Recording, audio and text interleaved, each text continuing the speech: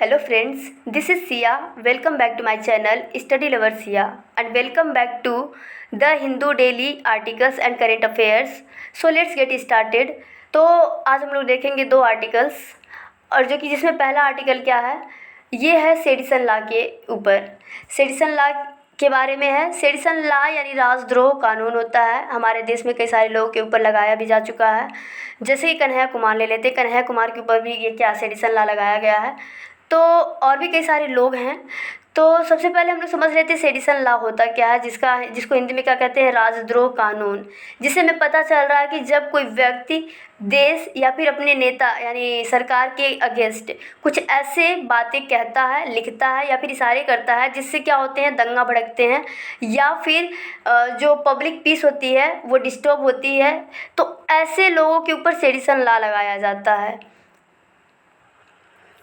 यानी ऐसे एक्टिविटी आते हैं जो कि क्या करते हैं, भड़काते हैं वायलेंस को, या फिर जिनका इरादा होता है क्या, पब्लिक डिसऑर्डर को क्रिएट करना और पब्लिक पीस को डिस्टर्ब करना, भंग करना। तो ऐसे लोगों के ऊपर सेडिशन लॉ लगाए जाते हैं और इनका जो पनिशमेंट होता है वो होता क्या है, जिन पे सेडिशन लॉ लगाए जाते हैं उनको 3 साल की जेल की सज़ा होती है, 3 इयर्स जेल की सज़ा होती है, या फिर उनको आजीवन कारावास कर दिए जाते हैं, या और उन्हें क्या फाइन भी इसमें लगाया जाता है।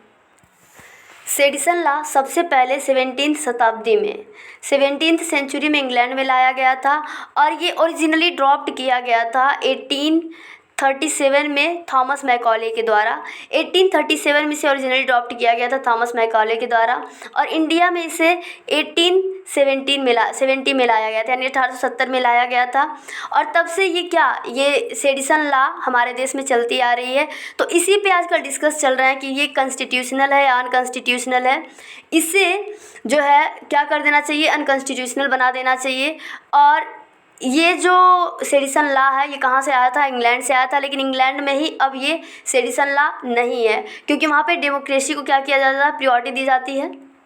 तो आजकल देश में यही सेडिशन लॉ की क्या चल रही है, चर्चाएं चल रही हैं कि इसे कॉन्स्टिट्यूशनल बनाया जाए या नहीं। तो इसकी सुनवाई होने वाली 10 मई को। आज जो है 6 मई है, 4 दिन पे चौथे दिन हम लोग को क्या मिलेगा, मतलब जो भी सुनवाई आएगी हम लोग इसे देखेंगे।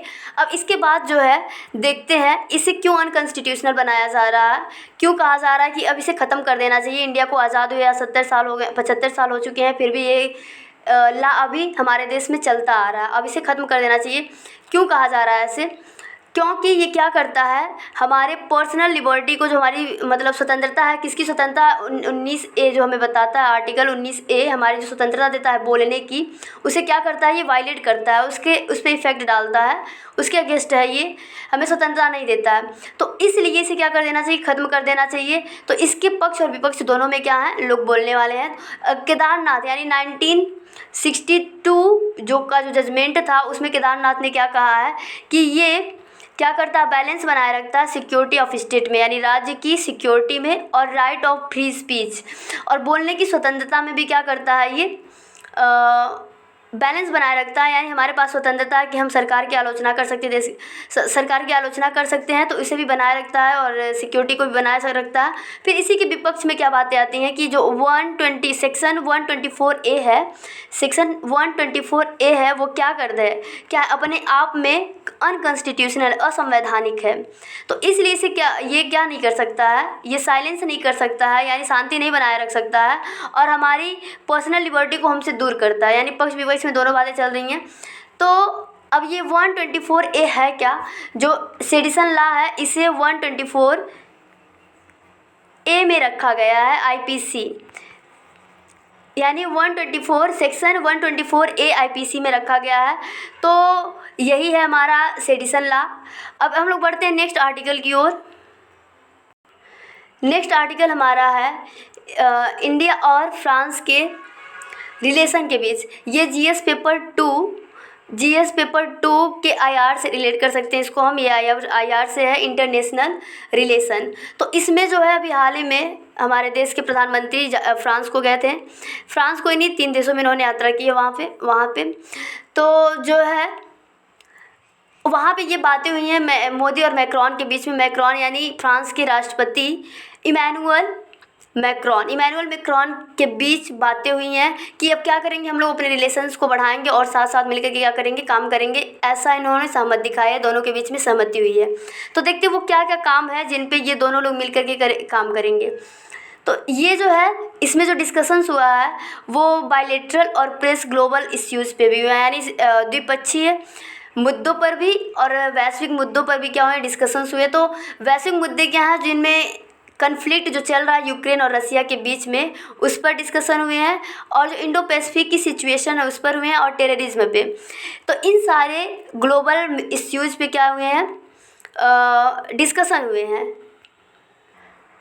और स्ट्रैटेजिक पार्टनरशिप में भी काम करने के लिए, मतलब इस पे भी दोनों देश काम करने के लिए तैयार हैं, एग्री हैं। और फिर इसके बाद देख लेते हैं जो बायलैटरल वर्क है वो क्या क्या किस पे काम करेंगे ये लोग। तो जो बायलैटरल वर्क है उस पर क्या क्या है, increase the mobility of students, graduates, professionals and skill workers. तो इन सारे चीज़ों पे वो काम करेंगे, स्टूडेंट्स यानी उनकी सुविधाओं पे, मतलब उन्हें आने जाने में आसानी हो और सारी सुविधाएं क्या हो, आसान हो। तो ऐसे चीज़ों पे क्या करेंगे, प्रोफेशनल्स यानी व्यवसाय पे, स्किल्ड वर्कर, इन सभी पे काम करेंगे।